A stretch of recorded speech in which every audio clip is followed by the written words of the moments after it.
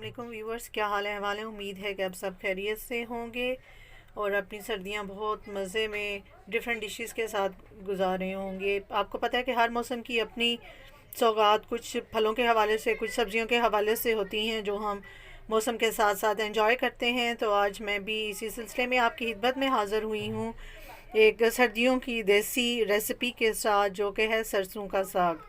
जी, तो ये देखिए, मैंने इसमें ये सरसों का साग मैंने आज सब्ज़ी वाले से लिया, गली में आया हुआ था।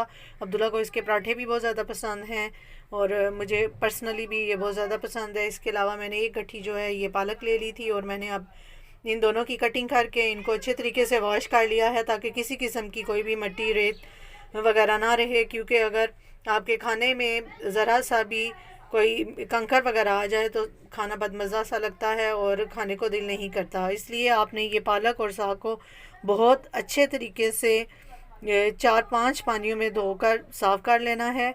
जी, तो उसके बाद हम अब इसका प्रोसेस स्टार्ट करते हैं। हम इसको कैसे पकाएंगे। जी, तो मैंने ये एक अदद जो है प्रेशर कुकर ले लिया है। अब इसके अंदर मैं पालक और सरसों का साग जो है वो डाल दूँगी, ताकि फिर हम इसको पकने के लिए रख दें। मैं देगचे के अंदर नहीं डाल रही।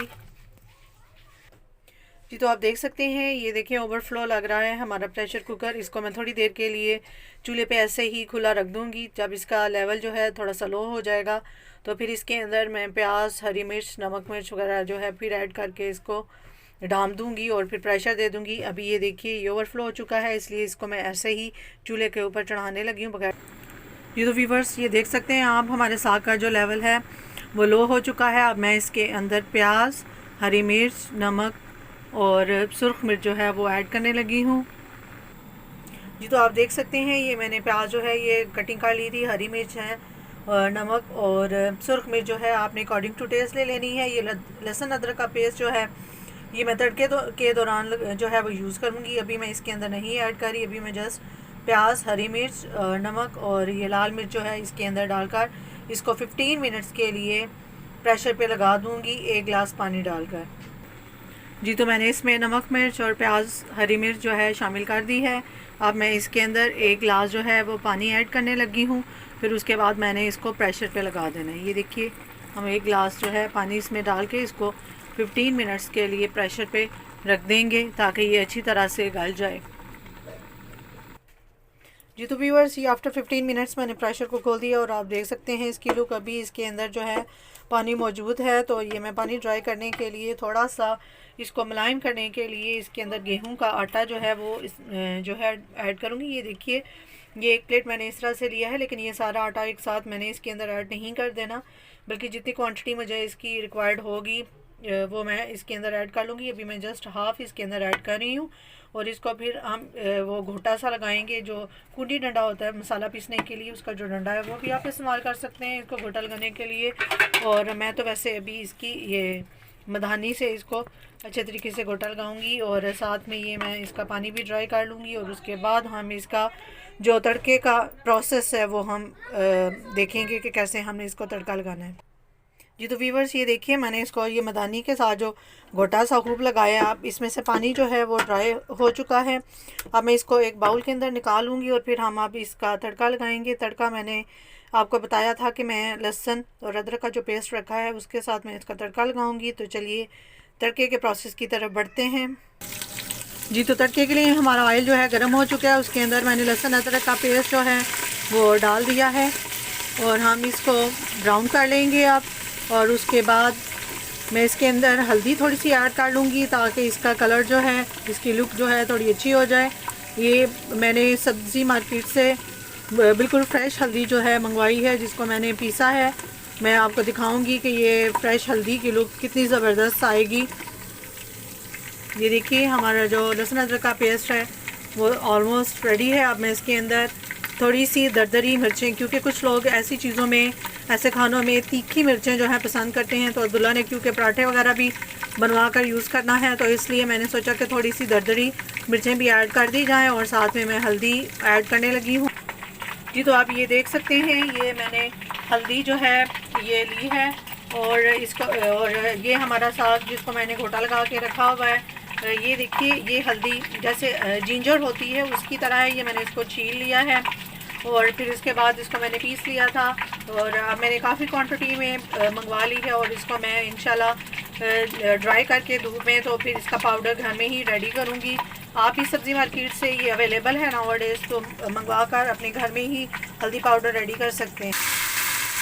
जी तो आप देखिए, मैंने हल्दी और वो दरदरी मिर्चें 2 चम्मच जो थी इसके अंदर ऐड कर दी हैं और अब मैं इसको 2-3 मिनट के लिए भूनूंगी और उसके अंदर फिर जो साग है वो ऐड कर दूंगी। ये देखिए, ये फ्रेश हल्दी से कितनी अच्छी इसकी लुक आ गई है। वैसे तो ज़्यादातर शोरबेदार चीज़ों में ही हल्दी ऐड की जाती है, लेकिन मैंने सोचा कि ये फ्रेश हल्दी मेरे पास मौजूद है तो थोड़ी सी इसके अंदर ऐड कर ली जाए। जी, हल्दी के वैसे तो बहुत से फ़वाइद हैं। ये जो है एंटी एजिंग एक ड्रिंक बहुत ज़बरदस्त इसे रेडी होता है। हल्दी के साथ हम दूध में अगर डालकर इसको यूज़ करें तो ये हमारे ज़ख्मों को, ये जो तकालीफ होती हैं अंदरूनी तौर पर, उनको रिकवर करने में बहुत ज़्यादा यूज़फुल है ये हल्दी। इंशाल्लाह वेरी सून मैं आपको वो एंटी एजिंग जो ड्रिंक है हल्दी से रेडी होता है वो भी सिखाऊंगी। जी, वीडियो को लाइक, शेयर और कमेंट करना मत भूलिएगा और जो लोग मेरे चैनल पर नए हैं वो मत सब्सक्राइब भी कीजिएगा।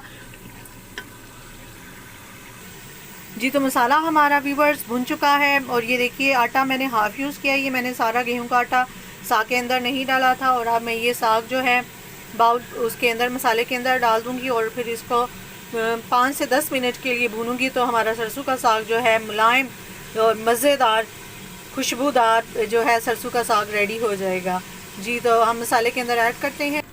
जी तो आप देख सकते हैं मैंने मसाले के अंदर जो साग है वो उसको ऐड कर दिया। अब ये देखें, इसको मैं खुला ही ऐसे छोड़ दूंगी और ये रेडी हो जाएगा और इंशाल्लाह फिर इसकी मैं फिर फाइनल लुक आपको बताऊंगी। मगरिब की अजान भी हो चुकी है, अब मैं नमाज़ पढ़ने के लिए जा रही हूँ और इसको मैं ऐसे ही थोड़ी देर के लिए खुला छोड़ दूँगी ताकि जो इसका पानी वगैरह है वो ड्राई हो जाए और ये अच्छी तरीके से फिर भुन जाएगा।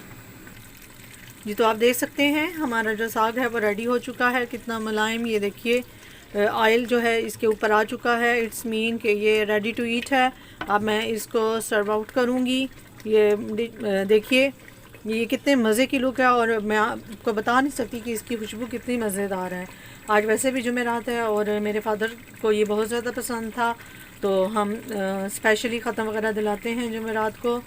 जी तो मैं अब डिश आउट करूँगी इसको। जी तो viewers, have a final look of this. ये देखिए, मैंने इसके ऊपर देसी घी रखा है। आप देसी घी का तड़का लगा के नोश फरमाइए, आपको बहुत मज़ा आएगा और आप इसको बाजरे की रोटी के साथ, तंदूर की रोटी के साथ सर्व कीजिएगा। आप यकीन मानिए, आपका दिल नहीं करेगा कि आप इसको छोड़ दें। जी तो मुझे उम्मीद है कि आप सबको ये मेरी देसी साग की रेसिपी जेना विलेज फूड की तरफ से बहुत ज़्यादा पसंद आएगी और आप ज़रूर इसको ट्राई करेंगे। वीडियो को लाइक और शेयर करना मत भूलिएगा और जो लोग चैनल पर नए हैं वो मत सब्सक्राइब कीजिएगा। जेना विलेज फूड की तरफ से आपसे इजाज़त चाहूँगी अपनी नेक्स्ट किसी दूसरी अच्छी सी रेसिपी के